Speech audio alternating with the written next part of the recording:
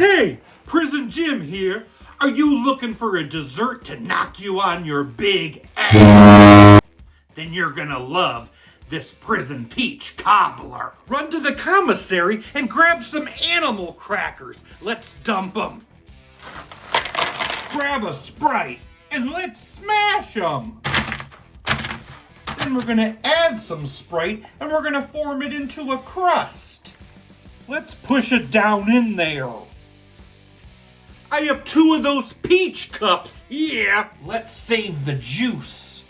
Now we need those peaches with a packet of maple brown sugar oatmeal and a splash of hot water. Give that a good mix and spread this on. This is our next layer. Our final and top layer is a packet of cinnamon and spice oatmeal sprinkled on top.